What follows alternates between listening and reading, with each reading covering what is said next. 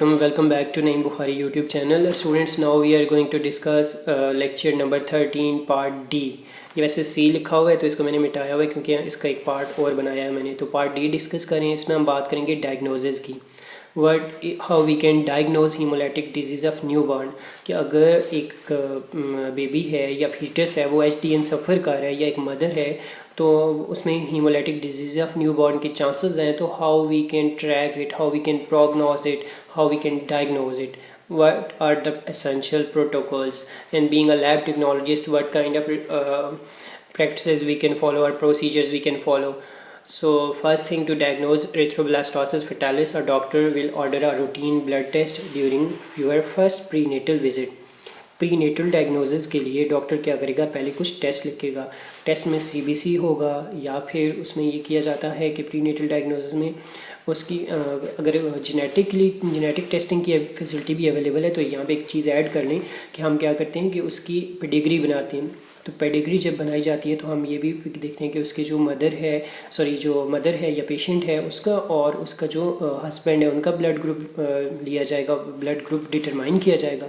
अगर एक का RH पॉजिटिव है और एक का RH नेगेटिव है तो then we can consider this patient a suspected one और this pregnancy a suspected one pregnancy for HDN. तो ये एक इनिशियल डायग्नोसिस है, ये फर्स्ट स्टेप है HDN को ट्रैक करने के लिए. फिर क्या होता है कि रूटीन टेस्ट CBC बाकी ये जो जितने टेस्ट हैं ये परफॉर्म करने के बाद फिर डॉक्टर क्या कह सकते हैं, आपको रिकमेंड कर सकते हैं. They will test for your blood type. This test will help with determine whether your anti-RH antibodies in your blood from a previous pregnancy और नॉट. तो मदर के फिर क्या किया जाएगा, ब्लड में जो anti-RH एंटीबॉडीज़ डिटेक्ट की जाएंगी, IgG एंटीबॉडीज़ को डिटेक्ट किया जाएगा. अगर मदर की बॉडी में IgG एंटीबॉडीज़ मौजूद हैं तो it's mean there are chances of HDN in the second pregnancy. और उसकी हिस्ट्री भी ली जाती है, टेस्ट हिस्ट्री पास्ट में कोई अगर इस तरह का कोई इंसिडेंस अपीयर हुआ है तो वो भी पूछा जाता है. Okay, the fetus blood type is rarely tested. अच्छा, इसमें ये बड़ा इंपॉर्टेंट पॉइंट है क्योंकि prenatal diagnosis it's not an easy task, it's very difficult to perform. तो फीटल ब्लड को शुरू में टेस्ट नहीं किया जाता क्योंकि अगर सेकंड प्रेगनेंसी की बात है उसमें HDN के चांसेस हैं. तो हमें पता है कि मदर की जो ब्लड है उसमें ऑलरेडी IgG एंटीबॉडीज़ मौजूद होंगी. तो इस वजह से फीटल ब्लड को बहुत कम टेस्ट किया जाता है, मदर के ब्लड का ही टेस्ट परफॉर्म किया जाता है और इसके अलावा फादर के ब्लड ग्रुप का भी टेस्ट परफॉर्म किया जाता है. तो आइडिया हो जाता है. It's difficult to test for a fetus blood type and doing so can increase the risk of complications. अब ये प्रॉब्लम है कि अगर आप फीटल ब्लड को टेस्ट करने जा रहे हैं तो आपको फीटल ब्लड सैंपल चाहिए and fetal blood samples can not be done without breaking और विदाउट सेलुलर इंजरी. तो सेलुलर इंजरी से चांसेस ये होंगे कि प्रिसाइज प्रोसेस बहुत डिफ़िकल्ट प्रोसेस है. I already share with we can do it's not impossible but it's difficult one.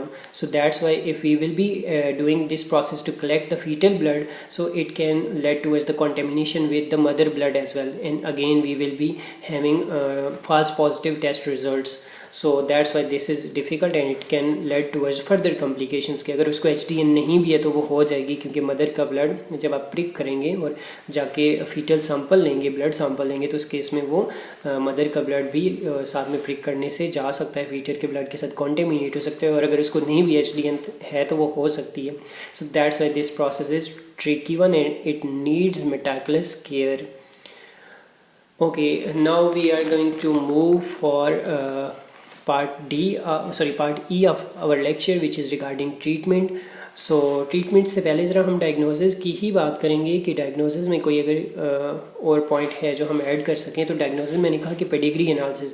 तो pedigree analysis में हम ये करते हैं कि अगर उसकी फैमिली को भी ट्रैक किया जाए, अगर हम फैमिलियल ट्रैकिंग करें कि फैमिली में पहले किस किस को HDN हुआ है तो उस केस पे भी हम कुछ आउटकम्स या कुछ जो ग्राउंड रियलिटीज़ हैं वो हासिल कर सकते हैं. और उन ग्राउंड रियलिटीज़ के बिहाफ पे हम क्या कर सकते हैं कि पेशेंट्स को डिक्लेयर कर सकते हैं कि either there will be chances of HDN और नॉट. और हम फर्दर रिकमेंड भी कर सकते हैं कि नेक्स्ट जो फ्यूचर फैमिलीज़ हैं या in case of future inter family marriages there will be chances of HDN. तो this is all about the diagnosis, means how we can diagnose HDN hemolytic disease of newborn. तो हम इसको अगर summarise करें तो हमने क्या करना है कि पहले जो प्रीलिमिनरी डायग्नोसिस उसमें हमने क्या करना है कि कुछ रूटीन ब्लड टेस्ट परफॉर्म कर सकते हैं just to know about the exact level of blood cells. और फिर क्या करना है कि आपने RH पॉजिटिव और RH नेगेटिव टेस्टिंग करनी है मदर की और फादर की। और फिर उसके बाद आपने क्या करना है कि उस बेस पे जो मदर की फिर एक और टेस्ट एडिशनल भी परफॉर्म कर सकते हैं और मदर का जो ब्लड है उसमें IgG एंटीबॉडीज़ आप डिटेक्ट कर सकते हैं जो कि ऑटो एंटीबॉडीज़ हैं। अगर ऐसी कोई एंटीबॉडीज़ मौजूद है तो then you can confirm that one means there will be chances of HDN in the second pregnancy. And fetal blood हम नहीं लेते, बहुत स्पेशल केसेस में हम फीटल ब्लड लेंगे या फीटल सैंपल लेंगे फॉर द confirmatory testing.